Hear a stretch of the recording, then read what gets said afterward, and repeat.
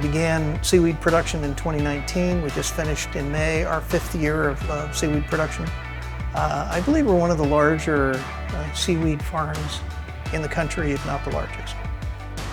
We are just beginning our 1st year of production of shellfish. We put about 2.5 million oysters in the water last year. We expect to have about 50,000 dozen market oysters the second half of this year. So which is fairly significant, and we're pretty excited about that. So, you know, being able to do seaweed and shellfish in with the same company is really fundamental to my vision of where I think where I think the Alaska industry can go. We're the lead entity administering the Alaska Mariculture Cluster, and that's a group of Alaskans that are dedicated to scaling mariculture and with a focus on oysters and kelp, but other species as well. We received $49 million through the U.S. Department of Commerce Economic Development Administration, and we competed nationally. It was a big win for Alaska to bring those funds home. We were able to put a lot of money into research and development to try to figure out the markets and the products that are going to drive our industry forward. And this is all about our coastal communities, and they're making sure that they thrive and have another option for economic development. We have really strong focus on the equity component. We want our participation in the industry, the ownership, to reflect the diversity in Alaska, and in particular, the Alaska Native communities and entities and individuals. We target 25% of our investments and impacts to Alaska Native entities and communities. So that's a really important part of our work, and I think makes it a more sustainable and impactful industry in the long run. My position right now is with Alaska Mariculture Alliance. Through Southeast Sustainable Partnership and EcoTrust, I work for both. My host organization right now is EcoTrust. That's who I work for. And I'm going around Southeast Alaska and talking to folks and tribes about kelp mariculture, letting them know information, and then extrapolating also information from them on what their concerns and, you know, their aspirations for how they'd like to see getting into this, or if they want to get into it.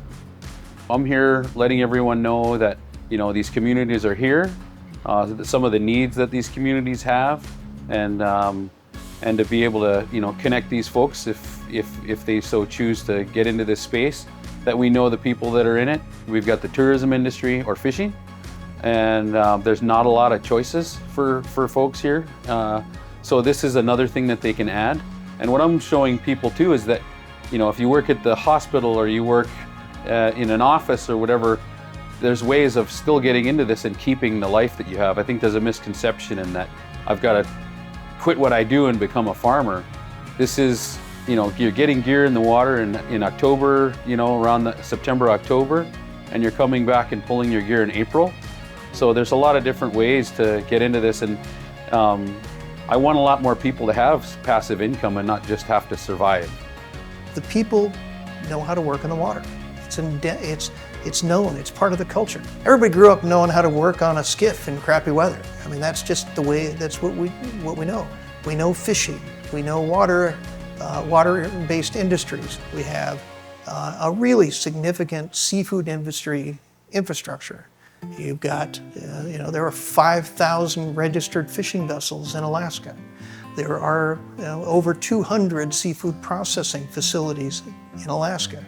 So there's so much fundamental infrastructure already here, and people that can adapt quickly to learn how to do the activities that are necessary for a successful industry. So when you put all of those pieces together, and the fact that Alaska has 35,000 miles of coastline, there really is no other place in the world that has the potential that Alaska has in mariculture.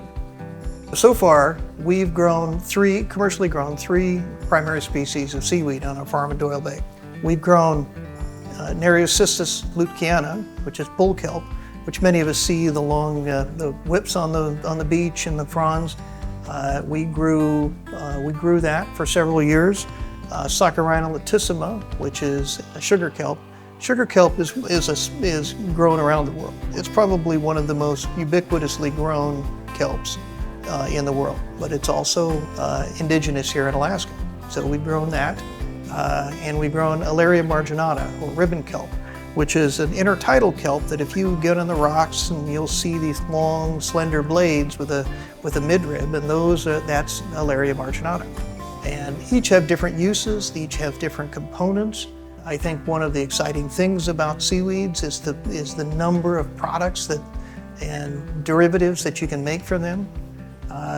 There is seaweeds in a variety of food products, both as derivatives. Carrageenans and alginates come from seaweeds, which most of us have eaten in everything from ranch dressing to ice cream.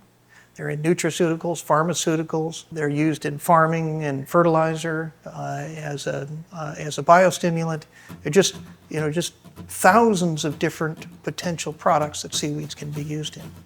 In fact, one of them we're gonna try this year is we're collaborating with Uncharted, which is a terrific distillery here in Ketchikan, and just on a whim, we were chatting and we said, let's try making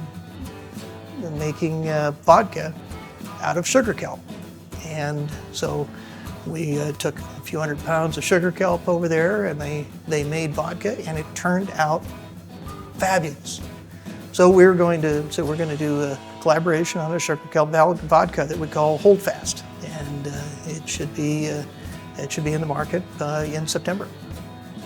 It was awesome that we had a local product to use, possibly, but at the same time, it's a seaweed, a kelp. You just don't know what's going to happen with this product. So we fermented up a batch. It took us several tries to figure out what works best to pull the alcohol out of the kelp. But after figuring out, it wasn't the first try either. It was multiple tries, and finally we were able to get a sugar content that worked for us. My partner and I decided that we would do rock, paper, scissors on the first person to try this.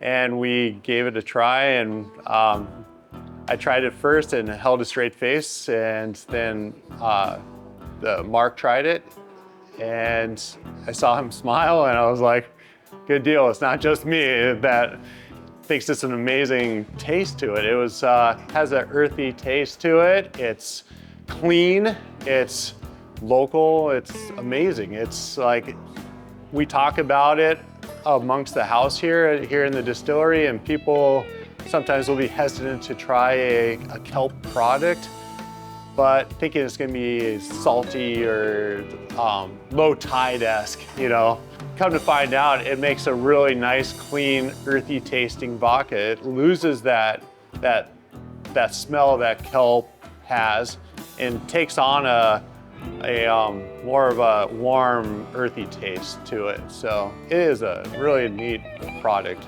and unique. It doesn't just taste like vodka. It actually has a little body to it. Everything that we get in Southeast Alaska is either barge or flown up here. So we cannot grow wheat, we cannot grow corn here without giant infrastructure. We wouldn't survive with that kind of infrastructure. So the cost of growing stuff in Southeast Alaska is just not feasible. So now that we have a farm that can grow something that we can use, we're keeping it local, 100% Southeast Alaska. We're taking a product that's grown here, cutting down the cost of shipping stuff in here, and then we're able to utilize the product. So we're not bringing grain in from Indiana, we're not bringing corn in from Kentucky. We're able to use Alaska products wholly and keep it in-house, and makes it better for everyone. So Seagriculture is an international seaweed forum that occurs in Europe and the US and Asia to bring seaweed industry participants together to do a variety of things, both collaborate on the challenges that the industry has, but also provide an opportunity to build relationships with folks that are in other sectors and other places and doing other things. We saw this opportunity to bring the broader seaweed industry to Alaska, give us an opportunity to introduce them to the potential that Alaska represents.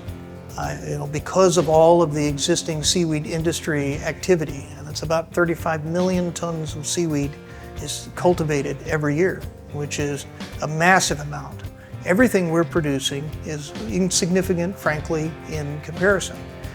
But what that means is that industry already exists. So let's bring them to Alaska so we can have an opportunity to feature what we all love and what we know to be true, which is the opportunity here is second to none. We've got things that are coming up by bioplastics. These things are coming, they're needs that you're seeing that they're gonna happen. There's not a if it's gonna happen. And I think it's really neat seeing the different arrays that are available out there. All these new innovations are really cool. We're an Israeli-based company, and we have a vision to change the way plastic is looked at. So we're manufacturing bioplastics, and the beginning of the story starts with marine biomass, which we break down. We extract the carbohydrates, and we use that as feedstock for precision fermentation process, where we have microorganisms producing the plastics. This is one of the goals of being here because we want to be localized. So the idea is not to ship any biomass anywhere.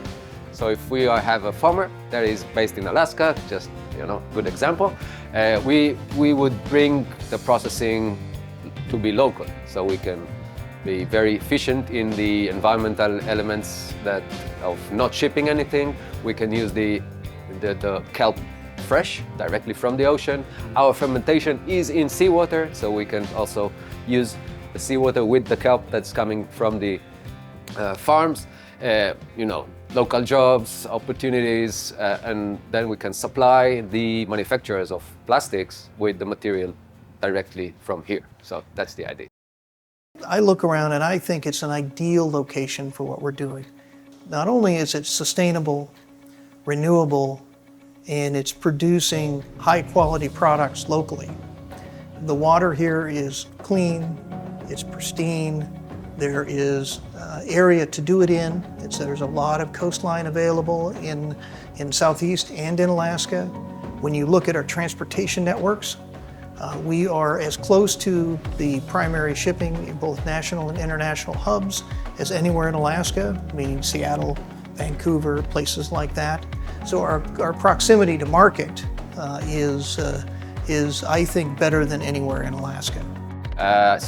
We hope that by bringing an industrial demand, so we need huge quantities, we could first of all help, taking whatever the farmers are doing, giving a vision of increasing capacities over the long term to really huge numbers, and that would probably, hopefully, help reducing the cost of food as well.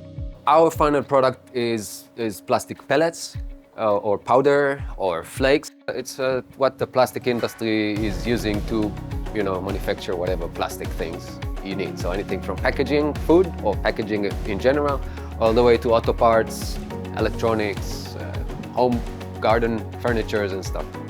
So it's fully bio-based, so everything is biological. It fully biodegrades in natural environment. So we've tested marine environment, and the product, so the powders or the product that is made from our material would biodegrade within 28 days back into CO2 and water. So no microplastics, no hazardous material, no harm to the environment. It's basically edible.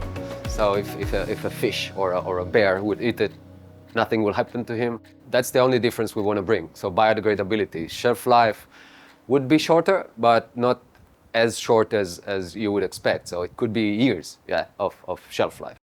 The thing that'll get people interested is seeing other people succeed at it. We need more different experimentation. That's where the public money really plays a good role. We can make some bets and test some things out. With kelp and oysters, we're trying to grow to like 200 million in sales from where we are now, maybe 4 or 5 million. We've got a real free spirit in Alaska. We really like things to be our way. And in these communities, I want to flourish that and to do things proactively, especially in building a new economy and being able to do that on your own. I think it creates that pride in any community that they've done this on their own. So I think it means a lot, and I'm happy to be a person that's helping put these things forward.